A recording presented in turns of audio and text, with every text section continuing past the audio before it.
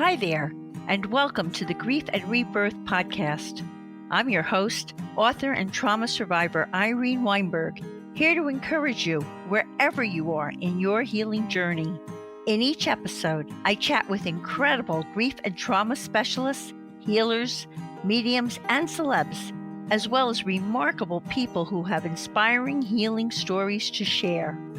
If you're looking for a podcast that's both uplifting and inspiring, you've found it. Let us help you find your joy in life.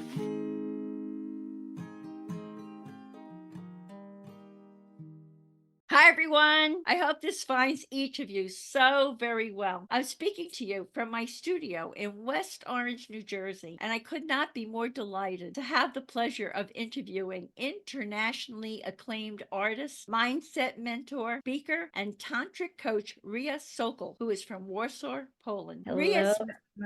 Hi, yes, say hello. Hi. Hi, Rita. Hi. Hi, Rita. I'm telling them all about the wonderful person you are. And one of the things I love is that your mantra is, don't wait for an extraordinary life. Make it extraordinary now. At the tender age of 16, Riya was already immersed in show business. I'm sorry, at the tender age of 6, Riya was already immersed in show business, traveling around the world singing and dancing. And as a young adult, she was experiencing show business, red carpet, drugs, alcohol, celebrity, and the celebrity world, while also feeling drawn to what felt like a kind of parallel reality, the world of energy and mysticism. When she was later diagnosed with depression, Riya used it as an excuse to abandon the stage and explore that parallel reality. Riya has experienced many challenging conflicts in her life, including a divorce. But instead of separating in an unfriendly way from the dad of her 2 kids, she and her ex chose to go through a healing process, and they created a beautiful relationship between them that also included her ex's new family. As Riya says, their family didn't break, it extended. And since her own positive experience, she has likewise guided others going through divorces, business separations, sexuality issues, relationship issues, and more. Role model that people can retain mutual respect and create a positive new chapter in their lives that is based on new rules. Riya is a winner of numerous Polish distinctions, and her video poem titled Thank You Coronavirus has been translated into dozens of languages worldwide and awarded at several international festivals. I'm looking forward to interviewing Riya, who is known to charm people with her positive energy and infectious laughter, as I am, Riya, so we're going to get along just great, about her show business childhood, what drew her to the world of energy and mysticism, what is a tantric coach and a mindset mentor, her life-changing divorce and its healing process that transformed her life, her unconventional approach that significantly improves a person's quality of life, and more, for what is surely going to be a memorable and inspiring interview with a very remarkable woman. Hi, Riya. A Wow. heartfelt welcome. Wow. Oh, wow. I could almost fall in love with the person you just described. I love myself, but now it's like the next level of love. Thank you so much for that. You're so welcome from my heart.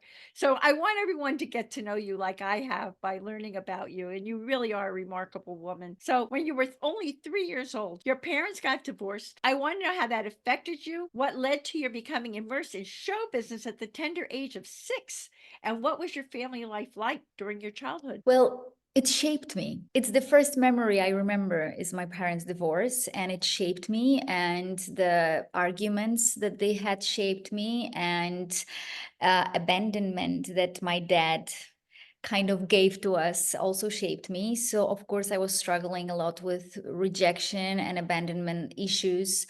And I kind of took it on my shoulders that it wasn't the separation between my mom and my dad. It was like he left me. He didn't leave my mom. He left me because I was identifying with my mom.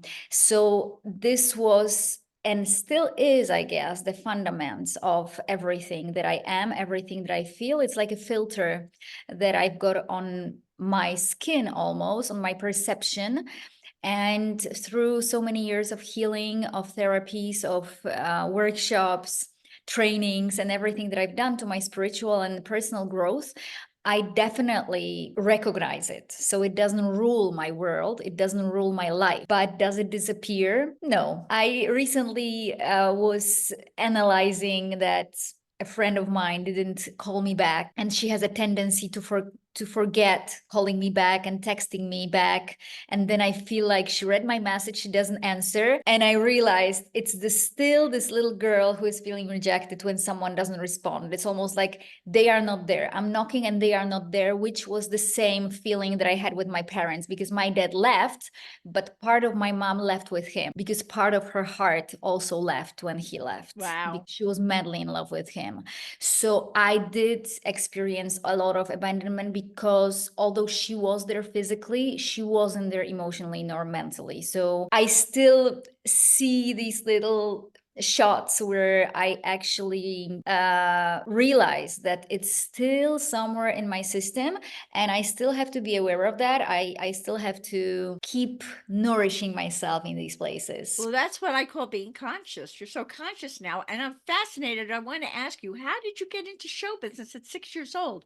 Your parents were split. Who brought you onto the stage? And as a child performer, with all that you were going through, how did you balance the challenges? You must have received both love and hate from your audiences and all. This was a lot for you to deal with. It was, well, it was my grandma. She brought me on stage. She sent me on this audition, and I passed the audition, and I became a soloist in a group of 80 children. So I was very exposed. I was the first one in the group, and I was super young. I don't think I was realizing what's happening. The only thing I remember was that when I was standing on the stage, I could see people's eyes that were joyful and happy. And this is what I got addicted to.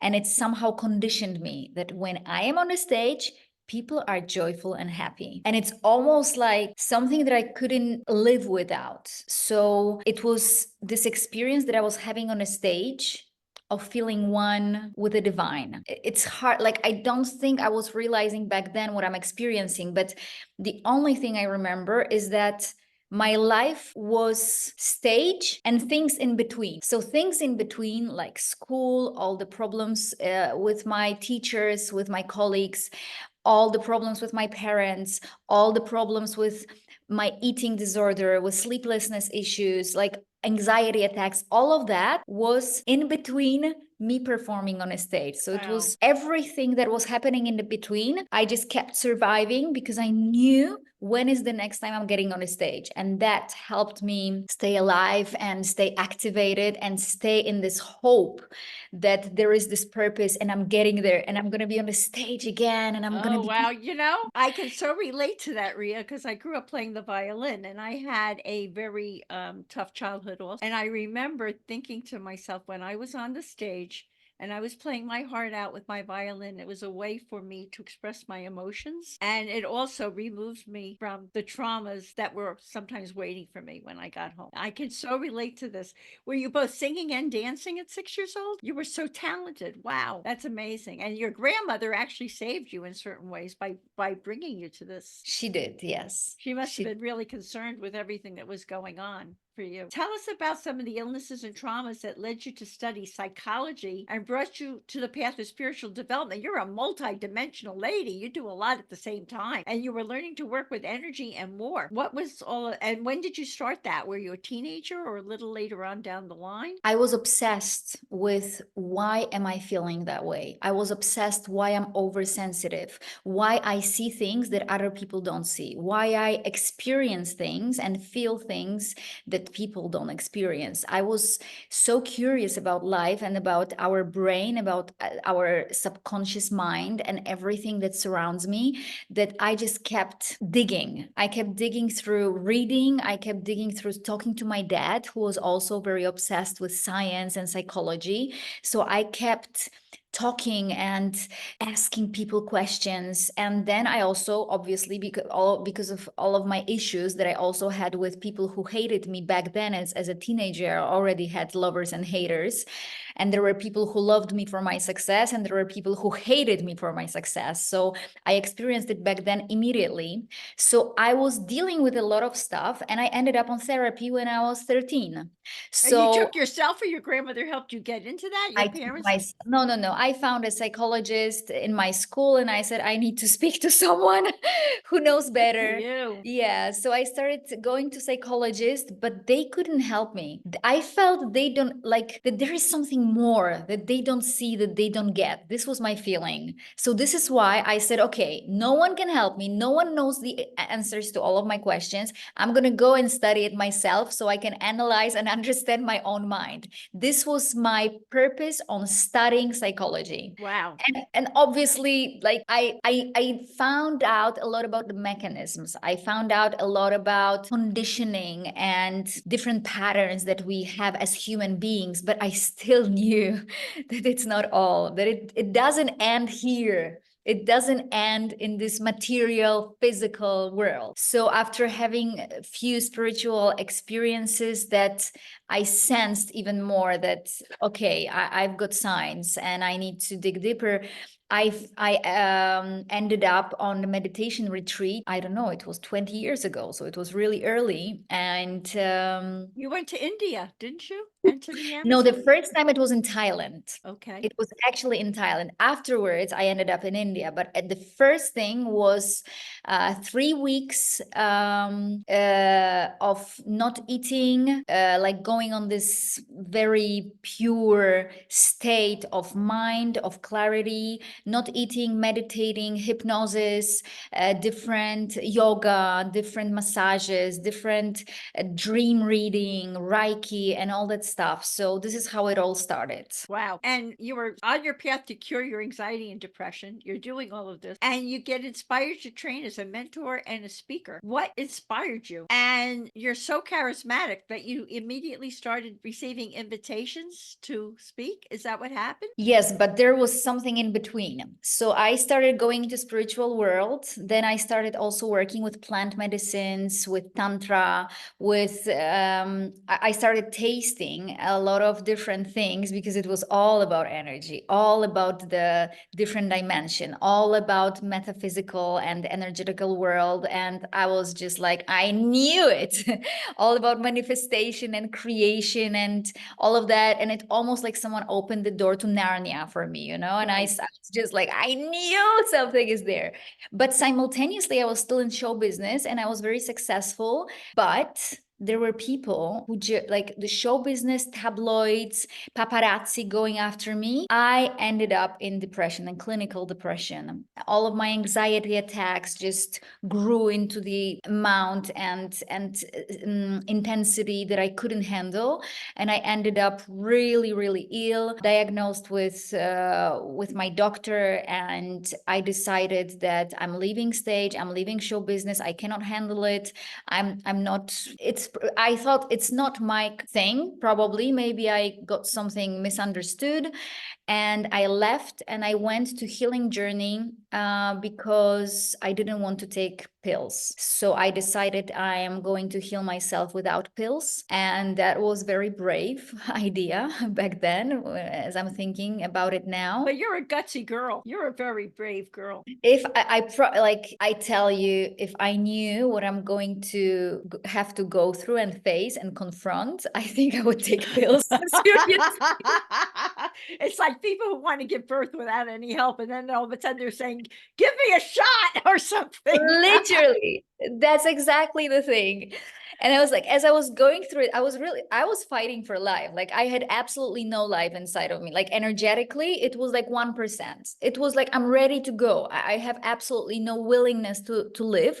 But there was this 1% that helped me start collecting collecting the breath, collecting, tiny moments that I am feeling back to life, that the colors are appearing for a moment, but then they are disappearing again. So it was a huge, huge, deep journey inside that showed me the places that I didn't want it to look at about myself, all of my mechanisms, all of my patterns. But the worst thing was that I created all that. I created my depression. I created the haters in tabloids. I created literally. Why are you saying that you created it? Because it was the effect of everything that was going on inside of me. So you're saying that if all this hadn't been going on inside of you, even though you became a public figure, you would not have had haters? Because I think every public figure gets haters, people who get very jealous of them. True, and I still get it. However, I was so unstable.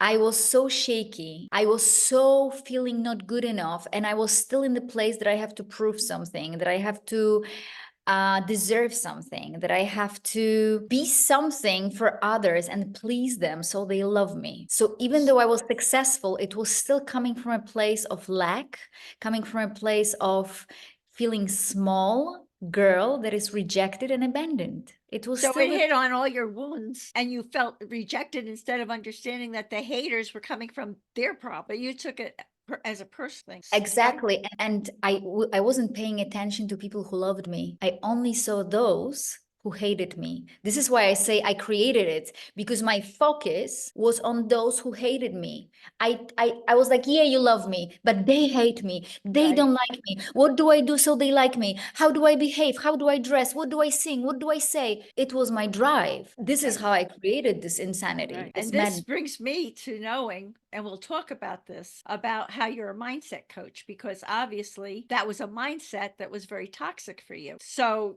because you took everything so personally when people were hating. So let's go to, because this is an amazing story. Tell us about your life-changing divorce and its healing process that transformed your life and the lives of your two children. It's a wonderful, wonderful story, Riya. It's very, very powerful story because we were together for almost 10 years. We had two children. We went through a lot. So after almost 10 years, and after me going through depression and a lot of healing, we found our way to get into a place where obviously he wasn't into spiritual work. So I was really struggling because he couldn't understand me. He couldn't understand the artistic part of me. He couldn't understand the spiritual part of me. So we were really splitting. We also had a massive problem with our younger daughter who had a huge problem with her kidneys when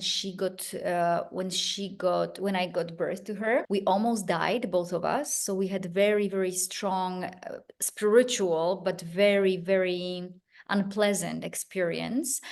And after she was born, we found out that she has problems with her kidney, and all the doctors said that she should be cut. And because she was out, like in her, probably 6 weeks before she should have gone out of my belly, I didn't want to agree. Like I internally felt that it's not right, that it's not good for her, I just had like massive no for her having surgery. And I felt it. And against all my family, against my ex-husband, against the whole world, all the doctors, I was like crazy woman who said, I am not letting her be cut by you. Like there is no option. And this was this is while she's still inside of you. No, this is out after she was born. After we had this we both almost died. Then we they wanted to do the surgery on her because we found it out after a month. After she was months. So I gave her birth.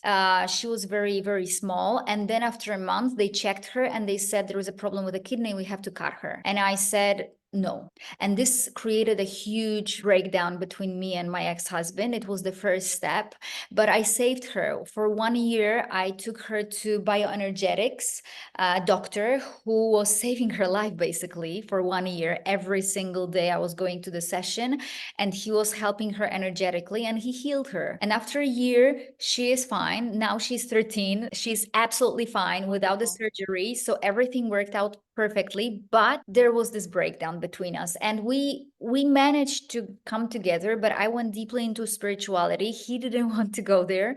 But after many years of me finding out my journey, my healing, my everything, I really started to realize who I really am. And that was the main question that I had to answer to myself. Like, do you really deeply know who you are, like deep inside, who you are and why you are? And these questions always helped me when he was attacking me or criticizing me.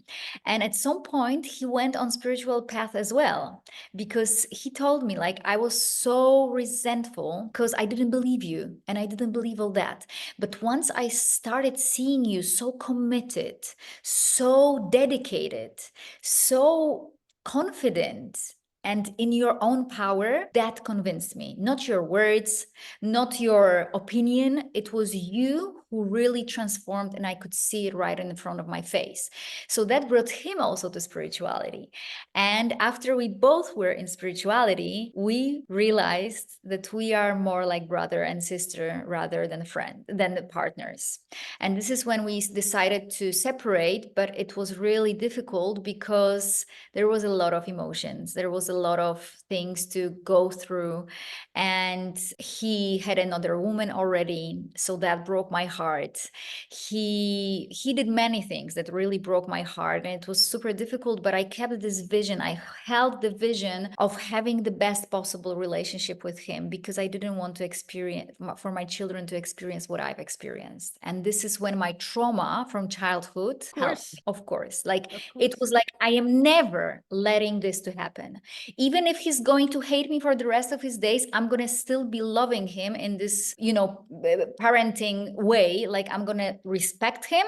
I'm going to do whatever it takes, so I will heal it, and my children will never experience what I've experienced. And I made it lasted a year. Go ahead. Sorry. So you made it through. I was just going to make the point that your spirituality helped you to become conscious. Nothing was an accident. You thought through everything, right? Definitely. And also I was conscious enough to, because I guess that when something really bad happens in our lives, whether it's accident or divorce or, bankruptcy, whatever we're going through, the main thing that we forget in the moment is that there is a bigger context, that it's a sequence in some bigger sequence, in between many smaller sequences. And when I was in this fight with him, it was very easy to forget about everything that was before and that is going to happen, and focus on the fight and tell him that he's wrong, and tell him how much he deserves to be not loved and not liked by me, and so forth and so forth.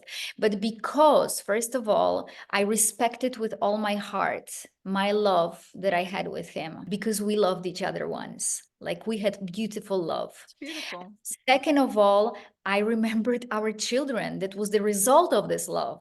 And third of all, I was always thinking how I want to remember this time, how I want to look back at my life when I'm older, when I'm gray, and when I'm, saying goodbye. What memories do I want to have? And this is what helped me to go through this nightmare.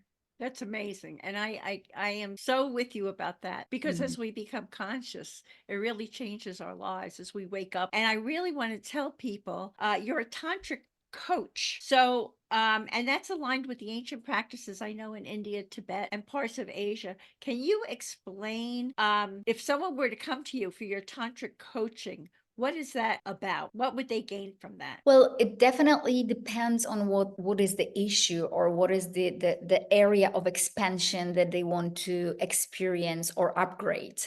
Because Tantra is all about conscious life. It's all about being conscious in the moment. Like, it says a lot about sexuality, but actually it starts with like eating the food in a conscious way, where you just actually take the food into your mouth and you feel, you taste, you smell, you pause to experience it. This is how it starts. It's like the simplest tantric exercise. And when couples come to me and they ask me, like, we've lost the fire, we've been 20 years together, like, we should divorce probably.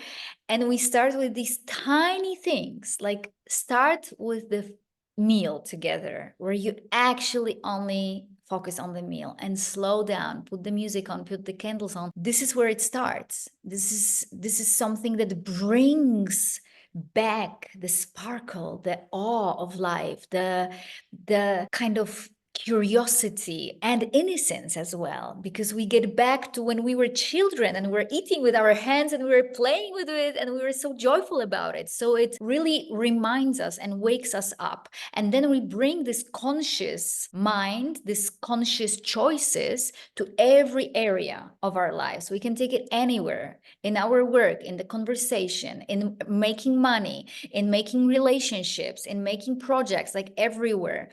And there are exercises for that, either individual or in couples. Tantra is vast and incredible, scientific and spiritual path. So it has so many things that it can cover, and I could speak about Yeah, it. forever. And is it connected to also being a mindset mentor? Are they the Well, same or are they linked together? Because you say you're a tantric coach and you're a mindset mentor. So how are they different or how are they aligned? what was really difficult for me in the tantric world was that it was very spiritual and very ungrounded. And also that as I was going to workshops and trainings, I was getting back to my normal life and everything was disappearing. I literally didn't know how to ground it, how to put it back to life. So I suddenly saw this vision that I'm going to make a bridge. I'm going to build something between the spiritual work and daily life so people can actually apply all these practices and all these ideas from spiritual work to their daily routines.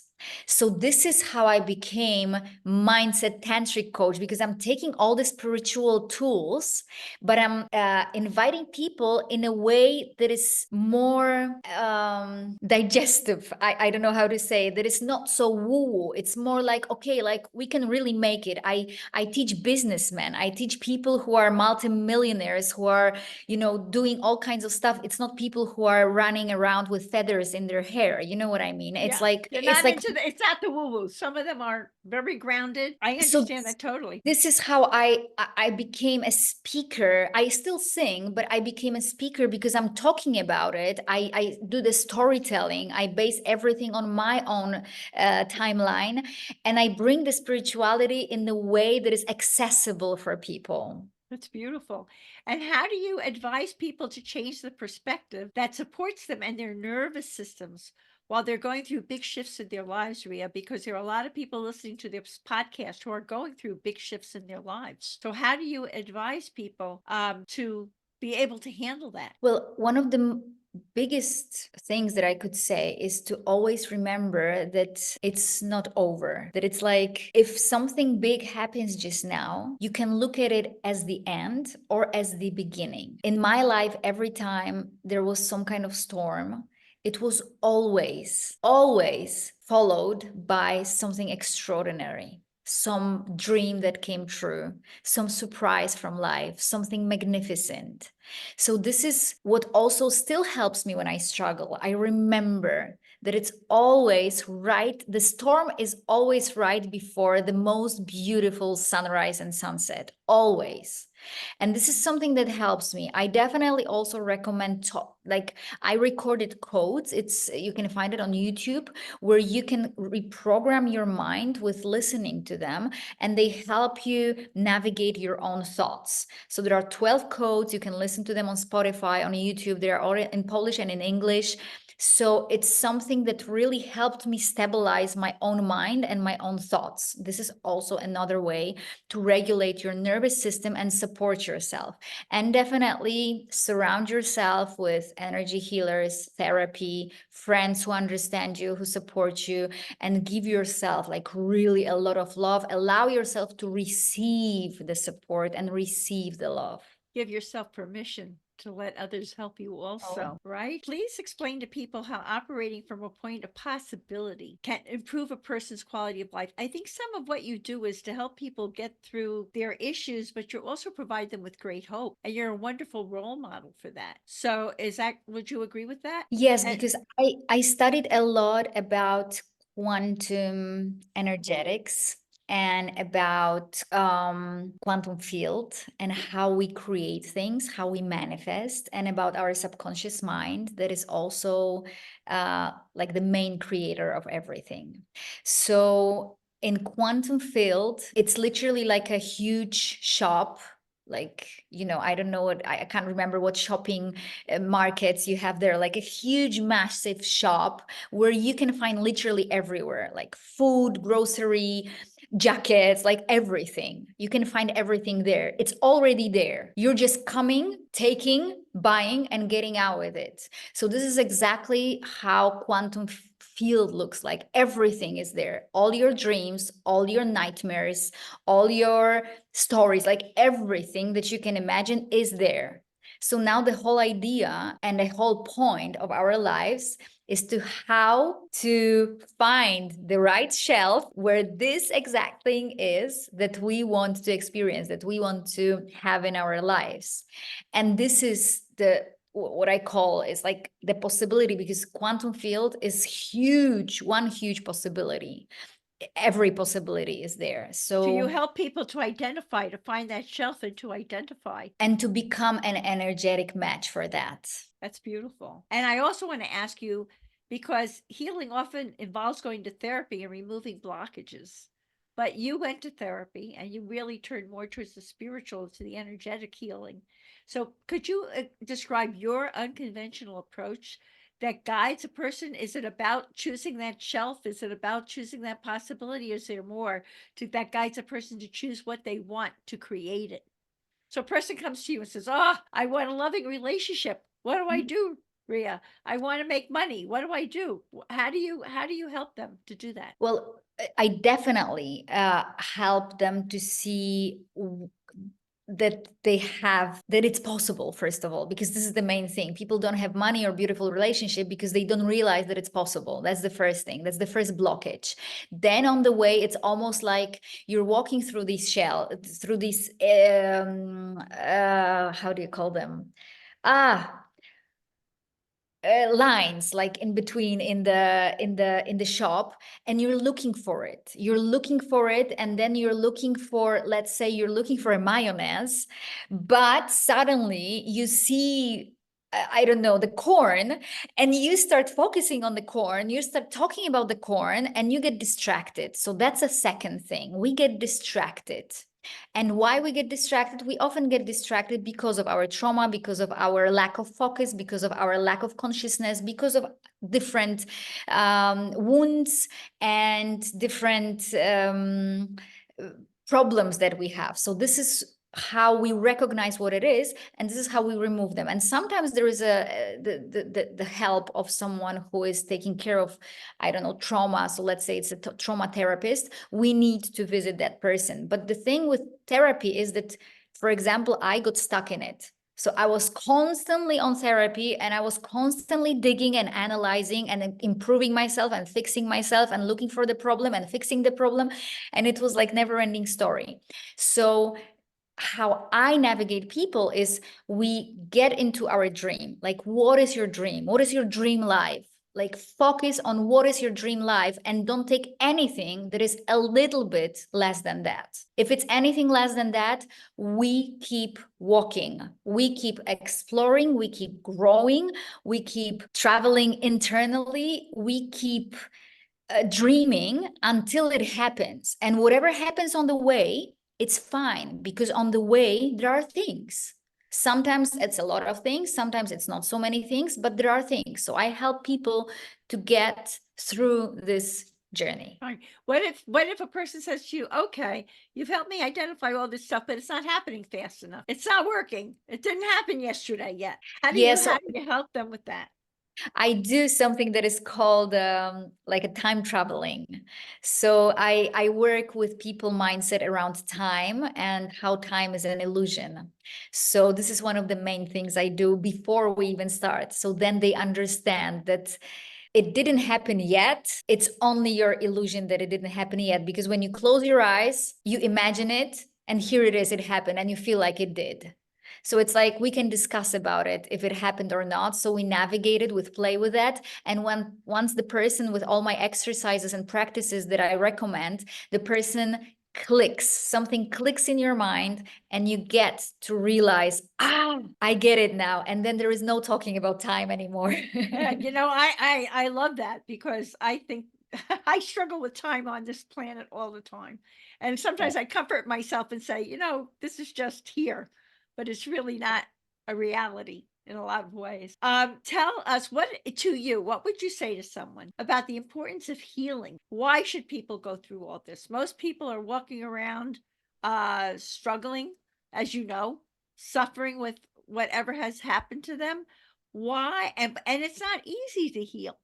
Why should they go out of the way in this lifetime while they're here to find someone like you to help them to heal? It's the only reason we come here as human beings is to heal. Whether we realize, whether we agree or not, whether we are aware of or not, we come here only and mostly to heal. It's the main reason why our soul comes and puts her or himself in the human body.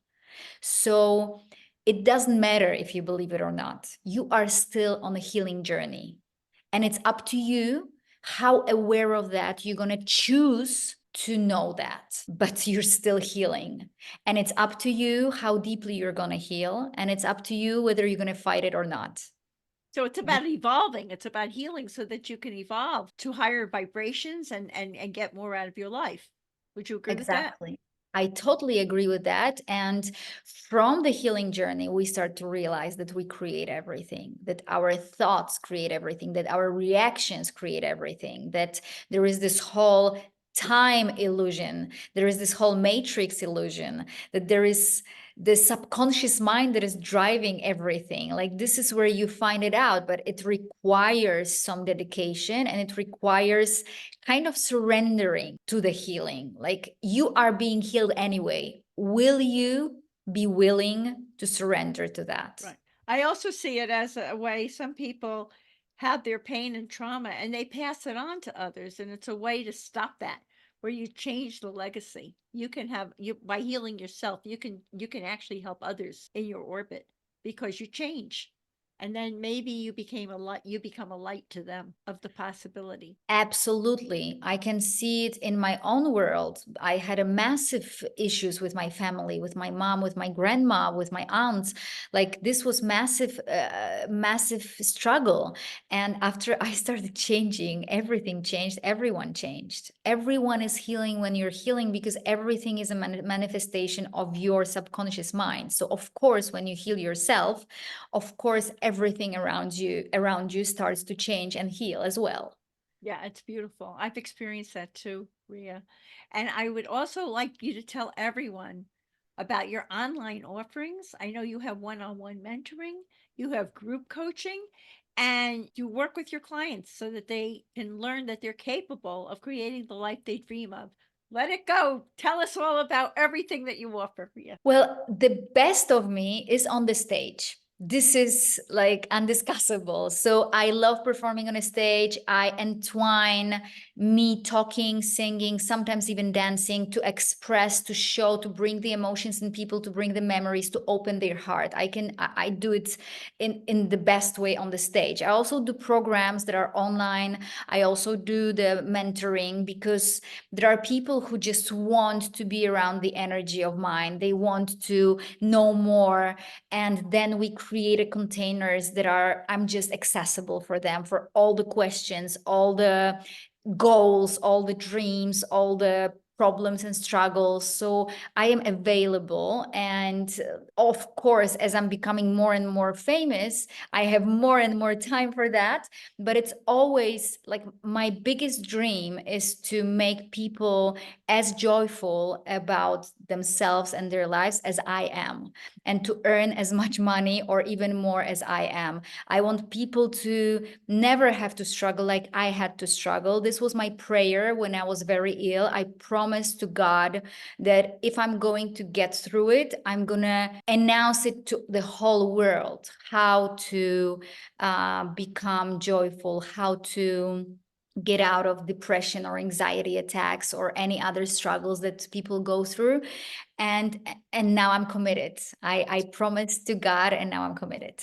That's beautiful. And in a way, you could say you kind of chose these problems so that you knew that you would heal them to be able to pay it forward and heal others. So now we made a whole around, because you asked me how did I created it. This is how I created it to do what I'm doing. Exactly. I've experienced the same thing. It's beautiful.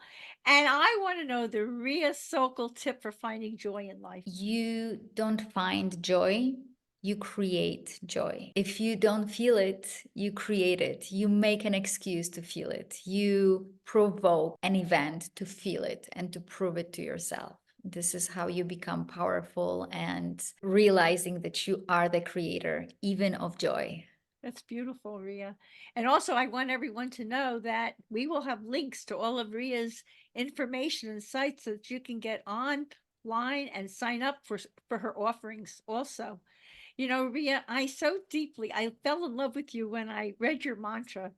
Don't wait for an extraordinary life. Make it extraordinary now. You are such a remarkable role model for healing and transformation as you inspire people to consciously live and feel their worth. Thank you for all that you do to empower them to create positive new chapters in their lives in so many meaningful ways.